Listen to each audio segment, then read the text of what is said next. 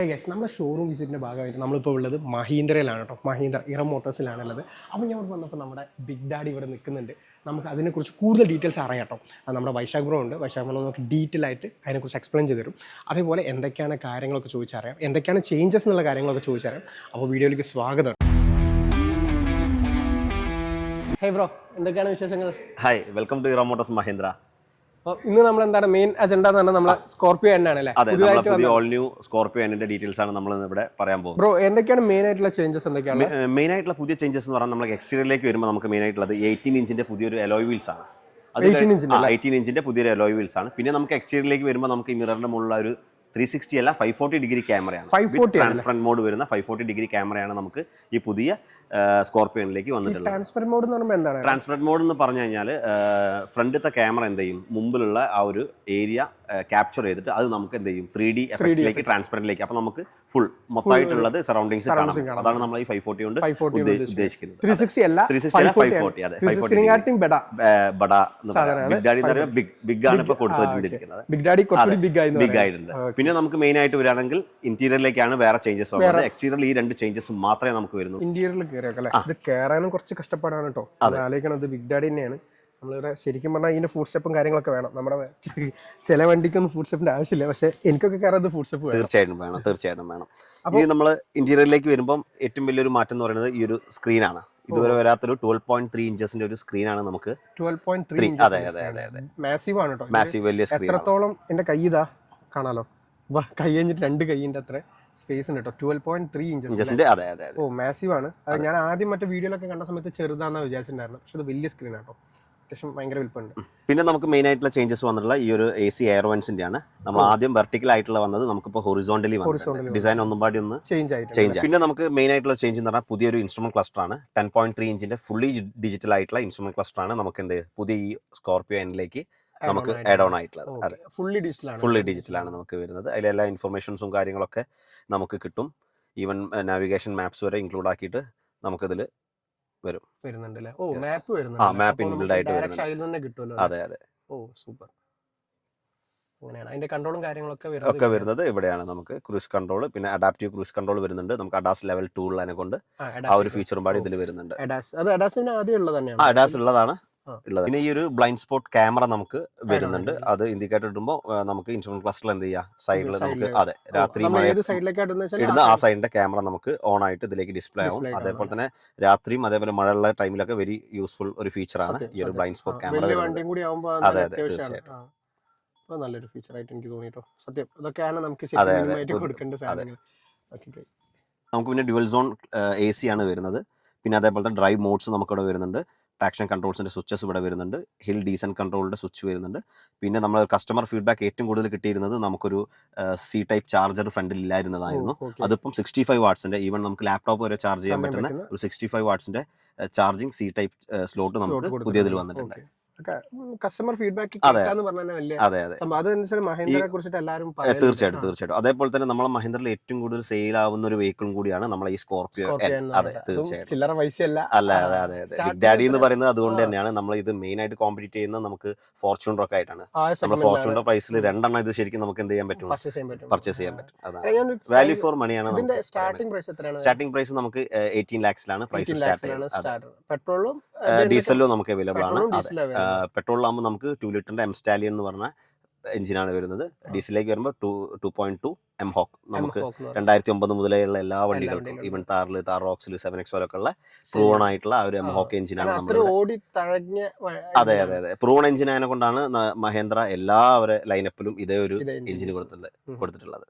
അതാണ് എഞ്ചിൻ ഡീറ്റെയിൽസും കാര്യങ്ങളും. അപ്പോൾ നമുക്ക് എത്ര വേരിയൻസ് ഉണ്ട് ഏകദേശം?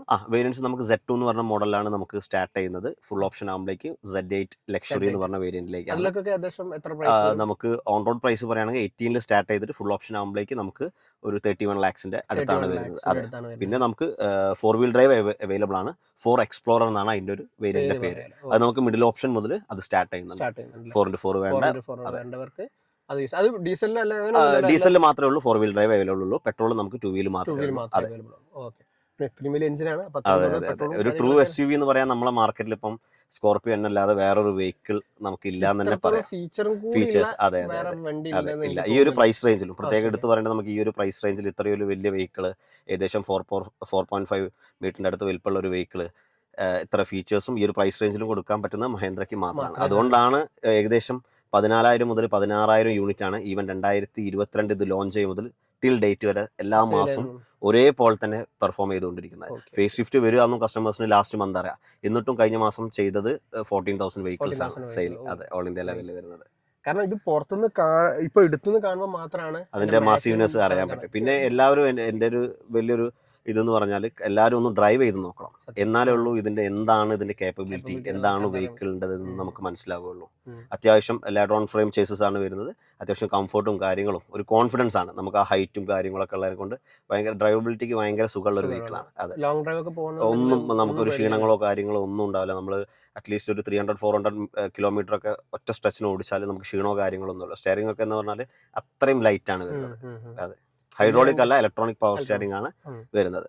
പിന്നെ സീറ്റ് വെന്റിലേഷൻ, ലോങ് ഡ്രൈവിന് വേണ്ടിയിട്ട് സീറ്റ് വെന്റിലേഷൻ വരുന്നുണ്ട്. അതെ, പിന്നെ ഇലക്ട്രിക് സീറ്റ് അഡ്ജസ്റ്റ്മെന്റ് ആണ് നമുക്ക് വരുന്നത്. ഒരു പ്രൈസ് റേഞ്ചിൽ ഏറ്റവും ബെസ്റ്റ് എന്ന് തന്നെ പറയാം നമുക്ക്. Okay, great. അപ്പോൾ അതാണ് ഒരു ഇതിനെ കുറിച്ച് ബേസിക് ആയിട്ട് പറയാനുള്ളത്. അതെ, അപ്പം ഇനി ഇപ്പം നമ്മൾ വേറെ നോക്കണം, ഇതിപ്പോ മാനുവൽ ആണല്ലേ? അതെ, ഇത് മാനുവൽ ആണ്. നമുക്ക് 6 speed torque converter, automatic gear box നമുക്ക് അവൈലബിൾ ആണ്.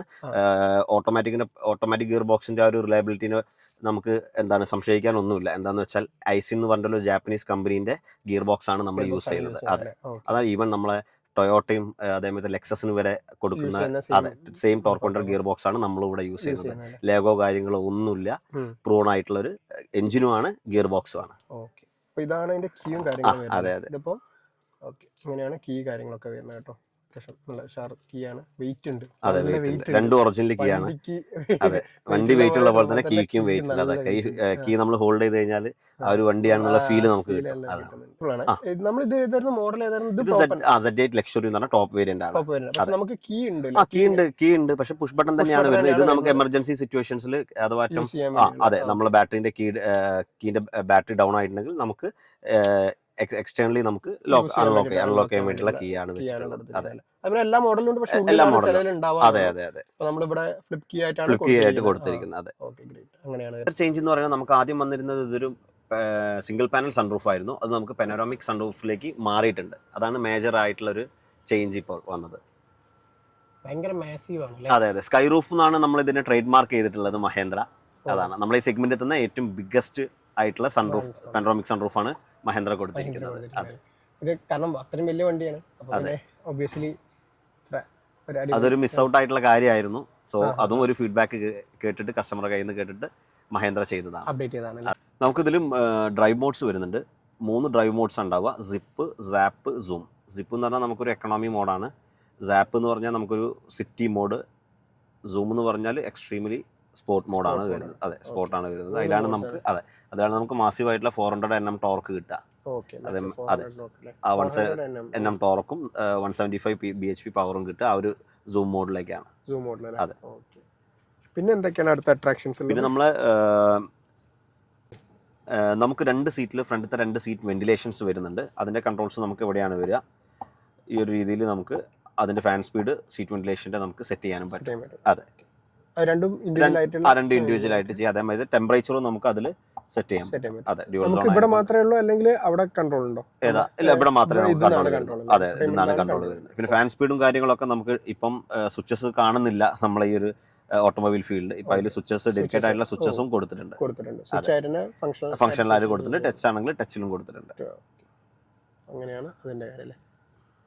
നമുക്ക് മ്യൂസിക്കിലേക്ക് പോവാണെങ്കിൽ സോണീന്റെ 12 സ്പീക്കേഴ്സ് വരുന്നൊരു മ്യൂസിക് സെറ്റപ്പ് ആണ് മഹേന്ദ്ര സ്കോർപിയോനിൽ കൊടുത്തിരിക്കുന്നത്. 12 സ്പീക്കേഴ്സ് വിത്ത് സബ് വൂഫർ, 3D എഫക്റ്റും പാടി നമുക്ക് സോണീന്റെ വരുന്നുണ്ട്. അതെ, നമുക്ക് പാട്ടിട്ട് കാണിക്കാൻ പറ്റില്ല, അതുകൊണ്ട് കാണിക്കുന്നില്ല. ഓക്കെ, സ്പീക്കേഴ്സ് മേലെ കൊടുത്തിട്ടുണ്ട്, ഒന്ന് 2 സൈഡിലും കൊടുത്തിട്ടുണ്ട്. പിന്നെ അതേപോലെ അവിടെ ഡാഷ്ബോർഡിൽ ഒന്നുണ്ട്. പിന്നെ ഡോർ ഹാൻഡിൽ ഉണ്ട് അല്ലേ?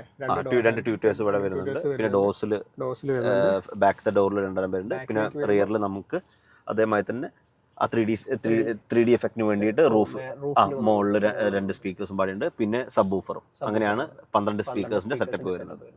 അപ്പം മ്യൂസിക് ഓറിയൻറ്റഡ് ആയിട്ട് നിങ്ങൾ താല്പര്യം ഉണ്ടെങ്കിൽ ഡെഫിനറ്റ്ലി ഒന്ന് ചെക്കൗട്ട് ചെയ്ത് നോക്കൂ കേട്ടോ. അതെ, ഇങ്ങനെയാണ് ഇതിൻ്റെ ഉള്ളിൽ നിന്നുള്ളൊരു വ്യൂ കേട്ടോ. ഒരു മാസീവായിട്ടുള്ള വേറെ എവിടെയോ പോയ പോലെ ഫീൽ ചെയ്യുന്നുണ്ട്. നമുക്ക് നല്ല വ്യൂ ഉണ്ട്. കാര്യമുണ്ട്, ഞാൻ ബാക്കിലാണ് ഇപ്പോൾ ഇരിക്കുന്നത്, നിങ്ങൾക്ക് കാണാമല്ലോ. അത്യാവശ്യം ഭയങ്കര മാസീവാണ്. ബാക്കിൽ സീറ്റും ഉണ്ട്. 7 സീറ്റർ വെഹിക്കിളാണ്. ഇതൊക്കെയാണ് ഇതിനെ കുറിച്ചിട്ട് മെയിനായിട്ട് ഇൻറ്റീരിയർ എന്ന് എനിക്ക് പറയാനുള്ളത്. ഞാൻ വേറെ എവിടെയോ വന്നിരിക്കണ പോലെ എനിക്ക് ഫീൽ ചെയ്യുന്നുണ്ട് കേട്ടോ. ലക്ഷറി കാറിലിരിക്കണ അതേ ഫീൽ തന്നെയാണ് എനിക്കിതിൽ വരുമ്പോൾ. കാരണം ഭയങ്കര റോഡിലേക്ക് ഫുള്ള് ഞാൻ കാണുന്നുമുണ്ട്. വേണമെങ്കിൽ കാണിച്ചു തരാം അല്ലേ. ഇതാണ് എൻ്റെ കണ്ണിൻ്റെ എന്നുള്ള അവസ്ഥ കേട്ടോ, അല്ലെങ്കിൽ കണ്ണിൻ്റെ വ്യൂ ആണ് ഇപ്പോൾ നിങ്ങൾ കാണുന്നത്. എത്രത്തോളം വലുതാണെന്നുള്ളത് മനസ്സിലാവും തോന്നുന്നു. ബാക്ക് സീറ്റിൽ നിന്നാണ്. പിന്നെ ഇവിടേക്ക് വരുമ്പോൾ AC വെന്റ് ഒക്കെ ഉണ്ടല്ലോ ബ്രോ. AC വെന്റ് വരുന്നുണ്ട്. ഇവിടെ 65 വാട്ട് തന്നെയാണ്. 65 വാട്ട്സിന്റെ നമുക്കൊരു C ടൈപ്പ് ചാർജർ വരുന്നുണ്ട്. Okay okay okay. ട്രാവൽ ചെയ്യുന്നവർക്കൊക്കെ ലാപ്പും കാര്യങ്ങളൊക്കെ ചാർജ് ചെയ്യാൻ ഈസി കാറും ചെയ്യാം എന്നാണ് പറയണല്ലേ. അതെ അതെ അതെ. കാർ എന്ന ഓപ്ഷൻ ഒക്കെ ഇതിലുണ്ട് കേട്ടോ. അപ്പോൾ അതാണ് അടിപൊളി. ഇവിടെ ഇപ്പോൾ ഞാനിരിക്കുന്നുണ്ട്, പിന്നെ അത്യാവശ്യം തടിയും കാര്യങ്ങളൊക്കെ ഉണ്ട്.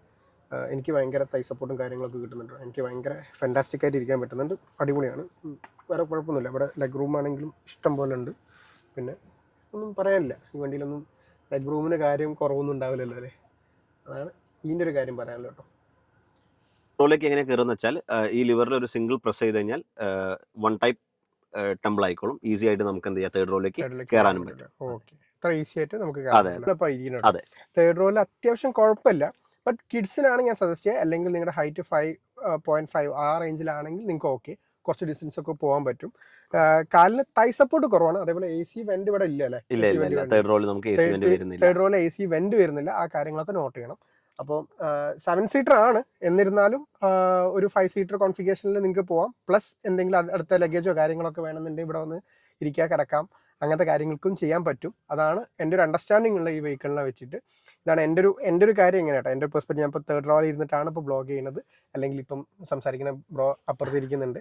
അപ്പോൾ ഇതാണ് കേട്ടോ സംഭവം. അപ്പോൾ അത്യാവശ്യം കംഫർട്ടബിൾ ആണ്. ബട്ട് തൈ സപ്പോർട്ടും കാര്യങ്ങളും നമ്മുടെ സെക്കൻഡ് റോ അപേക്ഷിച്ചിട്ട് കുറവാണ്. അപ്പം ഇതാണ് എൻ്റെ ഒരു വേഡിക്റ്റ് അതാണ്. അപ്പം ഇതൊക്കെയാണ് പറയാൻ. അപ്പോൾ നമ്മൾ ബാക്ക് സൈഡിലേക്ക് നോക്കുകയാണെങ്കിൽ ഇങ്ങനെ കേട്ടോ സ്പേസും കാര്യങ്ങളൊക്കെ വരണം. അവിടെ ചെറിയ ലഗേജും കാര്യങ്ങളും വെക്കാൻ മാത്രമുള്ള സ്പേസ് മാത്രമേ ഉള്ളൂ. മേ ബി കവറോ കാര്യങ്ങളൊക്കെ വെക്കാനുള്ള സ്പേസ് മാത്രമേ ഉള്ളൂ കേട്ടോ. അപ്പോൾ നമുക്ക് ഇതേപോലെ അത് ഫോൾഡ് ചെയ്ത് കഴിഞ്ഞാൽ ഏകദേശം 500 ലിറ്ററിൻ്റെ അടുത്ത് സ്പേസ് വരുന്നുണ്ട്. തേർഡ് റോ ഫോൾഡ് ചെയ്ത് കഴിഞ്ഞാൽ കേട്ടോ. അപ്പോൾ അതാണ് അതിൻ്റെ ഒരു ലിമിറ്റേഷൻസും കാര്യങ്ങളും ഉള്ളത്. ഏകദേശം 500 ലിറ്ററിൻ്റെ അടുത്താണ് സ്പേസും കാര്യങ്ങളൊക്കെ വരുന്നത് കേട്ടോ. അപ്പം മനസ്സിലായെന്ന് വിചാരിക്കുന്നു. അപ്പോൾ നമ്മൾ 7 സീറ്റർ ആയിട്ട് യൂസ് ചെയ്യാനാണെങ്കിൽ ഇതൊരു പാർട്ടിക്കുലർ വണ്ടിയാണോ എന്ന് എനിക്കറിയില്ല. പിന്നെ ഇങ്ങനെയാണ് ഡോറ് തുറക്കുന്നത് കേട്ടോ. ഒരു സൈഡിലേക്കാണ് തുറക്കുന്നുള്ളത്. പിന്നെ ഏകദേശം ഗ്രൗണ്ട് ക്ലിയറൻസും കാര്യങ്ങളൊന്നും ജസ്റ്റ് കാണിച്ചു തരാം. ഞാൻ വെറുതെ ജസ്റ്റ് ഒന്ന് അടിയിൽ നിന്ന് ഒരു വീഡിയോ എടുക്കാമെന്ന് വിചാരിച്ചു. ഇങ്ങനെ കേട്ടോ ഗ്രൗണ്ട് ക്ലിയറൻസും കാര്യങ്ങളൊക്കെ വരുന്നത് 180 ആണെന്നാണ് എൻ്റെ ഒരു വിശ്വാസം ഉണ്ടായിരുന്നത്. അപ്പോൾ ഇങ്ങനെയാണ് ഏകദേശം ഗ്രൗണ്ട് ക്ലിയറൻസും കാര്യങ്ങളൊക്കെ വരുന്നത് കേട്ടോ. അത്യാവശ്യം മാസീവ് വണ്ടിയാണ്. ബാക്കിൽ ചെറുതായ പോലെ ഫീലൊക്കെ ചെയ്യുന്നുണ്ടെങ്കിലും അത്യാവശ്യം മാസീവായിട്ടുള്ള വണ്ടിയാണ്. അപ്പോൾ നിങ്ങൾക്ക് ചെക്കൗട്ട് ചെയ്യണമെന്നുണ്ടെങ്കിൽ ഡെഫിനറ്റ്ലി ഒന്ന് ചെക്കൗട്ട് ചെയ്ത് നോക്കൂ കേട്ടോ. അപ്പോൾ ഇതൊക്കെയാണ് എനിക്ക് ഇതിനെക്കുറിച്ച് പറയാനുള്ളത്. പിന്നെ മെയിനായിട്ട് ഞാൻ വിട്ടുപോയൊരു ഒരു കാര്യം ഉണ്ടായിരുന്നു. നമ്മുടെ ഗ്ലാസ് കാര്യങ്ങളൊക്കെ ടിൻഡഡ് ആണ് കേട്ടോ. അപ്പോൾ അത് നമ്മുടെ UV റേസും കാര്യങ്ങളൊക്കെ പ്രൊട്ടക്റ്റ് ചെയ്യണം. അപ്പോൾ നമ്മൾ പുറത്തുനിന്ന് ഈ കാര്യങ്ങളൊന്നും ചെയ്യേണ്ട ആവശ്യമില്ല. വേറെ കൂൾ ഫിലിം കാര്യങ്ങൾ ഒട്ടിക്കേണ്ട ആവശ്യമില്ല. ഇതിൽ അങ്ങനെ വരുന്നുണ്ട് കേട്ടോ. റിയർ സീറ്റിലേക്ക് വരുമ്പോൾ നമുക്ക് AC വെന്റ്സ് കൊടുത്തിട്ടുണ്ട്. അതേപോലെ തന്നെ അതിന്റെ ബ്ലോവർ കൺട്രോൾ നമുക്ക് കൊടുത്തിട്ടുണ്ട്. അതിന്റെ തൊട്ടടുത്തായിട്ട് തന്നെ ഒരു 65 വാട്ട്സിന്റെ ഒരു ചാർജർ, ലാപ്ടോപ്പ് ചാർജിങ് വരെ നമുക്ക് സപ്പോർട്ട് ചെയ്യുന്ന ചാർജറാണ് കൊടുത്തിരിക്കുന്നത്. അപ്പോൾ നമുക്ക് വേണമെന്നുണ്ടെങ്കിൽ ഒരു ചെറിയ വർക്ക് ഫ്രം ഹോം ഓഫീസ് ആക്കാം. ഈ സ്പേസ് അത്യാവശ്യം കണ്ടോ, നമ്മൾ നല്ല രീതിയിൽ, അതായത് സത്യം പറഞ്ഞ ഒരു രാജാവ് പോലെ നമുക്ക് ഇരുന്നിട്ട് യാത്ര ചെയ്യാൻ പറ്റും. അതാണ് എനിക്ക് XUV7X ഇങ്ങനെ തന്നെയാണോ, അല്ലെങ്കിൽ അതിനെക്കാട്ടി കുറച്ച് സ്പേസിന്റെ കാര്യം പറയുമ്പോൾ ഇതാണ് കുറച്ചും പാടി നമുക്ക് സ്പേസ് വരുന്നത്. പക്ഷേ ഫീച്ചർ വൈസ് നോക്കുമ്പോൾ ഏറ്റവും കൂടുതൽ ഫീച്ചേഴ്സ് 7X ആണ് വരുന്നത്. ഇതൊരു rugged true SUV, rear wheel drive ആണ്, ട്രൂ SUV എന്നുള്ള ഇതിലേക്കാണ് വരുന്നത്. ബോഡി ഓൺ ഫ്രെയിം ആണ്. അത് നമുക്ക് മോണോക്കോക്കാണ്.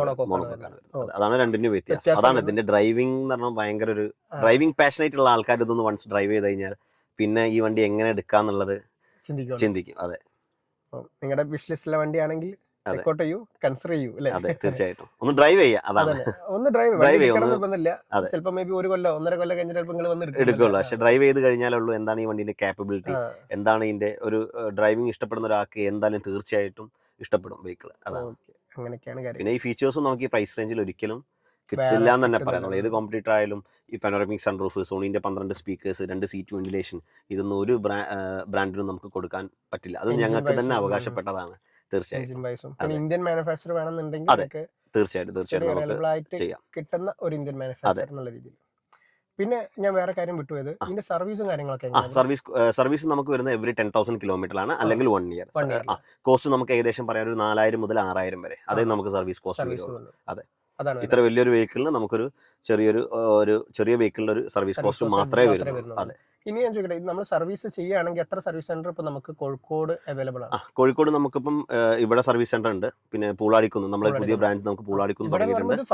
ഇത് ഫറോക്ക് ചുങ്കം, പിന്നെ പൂളാടിക്കുന്ന്, ഈ രണ്ട് കോഴിക്കോട് നമുക്ക് ഈ രണ്ട് സർവീസ് സെന്റേഴ്സ് ആണ് ഉള്ളത്, മെയിൻ ആയിട്ടുള്ളത്. അതെ, രണ്ട് എക്സ്ട്രീമിലാണ് കോഴിക്കോട്. അതെ, വടകര കൊയിലാണ്ടി ആ ഭാഗത്തുള്ളവർക്ക് വരാൻ ബുദ്ധിമുട്ടായിട്ടാണ് നമ്മുടെ മാനേജ്മെന്റ് അവിടെ ഒരു ഷോറൂം ആൻഡ് സർവീസ് സെന്റർ. അത് റീസെന്റ് ഇപ്പൊ ഒരു 2 weeks ബാക്സ് ആണ് അത് ഇനോഗ്രേഷൻ നടന്നത്. അതെ, ഞാൻ കണ്ടത് എന്റെ മാമന്റെ വീട് അവിടെയാണ്. ഞാൻ അവിടെ ഹൈവേ ലെഫ്റ്റ് സൈഡ് നമ്മൾ ഹൈവേയിൽ വരുമ്പോൾ നല്ല സുഖമാണ്, എക്സിറ്റ് എൻട്രി എല്ലാം അവിടെ തന്നെ ഉണ്ട്. എവിടുന്ന് വരികയാണെങ്കിൽ ഇപ്പൊ ഈവൻ ഈസി ആക്സസിബിൾ ആണ്. അപ്പൊ അതുകൊണ്ട് നല്ല സുഖമാണ് ചെയ്യാനൊക്കെ. അപ്പൊ ഇതാണ് മെയിൻ 2 സർവീസ് സെന്റർ ഇവിടെ ഉള്ളത്. ഇനിയിപ്പോ നമ്മുടെ അടുത്തുള്ള ഡിസ്ട്രിക്റ്റിലേക്ക് പോവുകയാണെങ്കിൽ മലപ്പുറത്ത് കോട്ടക്കൽ വരുന്നുണ്ട്. അതെ, പിന്നെ തിരൂര് വരുന്നുണ്ട്, പെരിന്തൽമണ്ണ ഭാഗത്തേക്ക് അത് അവിടെയുണ്ട് നമ്മൾ സർവീസ് സെന്റർ വരുന്നത്.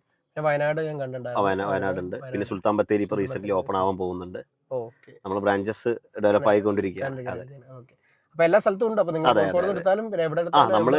നമ്മള് കേരളത്തിൽ തന്നെ നമ്പർ 1 ഡീലറാണ്. സൗത്ത് ഇന്ത്യയിൽ 2nd പൊസിഷനിലാണ് നമ്മളുള്ളത്.